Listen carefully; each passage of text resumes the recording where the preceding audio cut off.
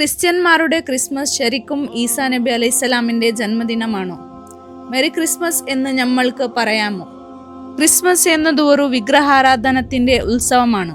ക്രിസ്ത്യാനികൾ ദൈവമായോ ദൈവപുത്രനായോ കരുതുന്ന യേശുക്രിസ്തു ഡിസംബർ 25 ജനിച്ചുവെന്ന് അവർ വിശ്വസിക്കുന്നു. അവർ ക്രിസ്മസ് അവരുടെ ദൈവത്തിൻ്റെ ജന്മദിനമായി ആഘോഷിക്കുന്നു.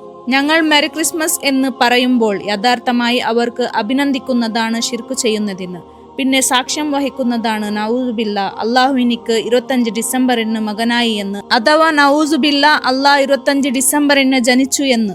ഇത് രണ്ടും തീർച്ചയായും ഇസ്ലാമിന്റെ താലീമിന്റെ വിരുദ്ധമാണ്.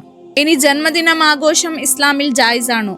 ജന്മദിനം ആഘോഷം ജൂതന്മാരുടെയും നസ്രാനികളുടെയും സംസ്കൃതിയാണെങ്കിൽ ഈസാ നബിയുടെ ജന്മദിനം ആഘോഷം ഹറാമാണെങ്കിൽ എങ്ങനെയാണ് നമ്മുടെ നബി സല്ലല്ലാഹു അലൈഹി വസല്ലമ തങ്ങളുടെ ജന്മദിനം ജായിസാകുന്നത്?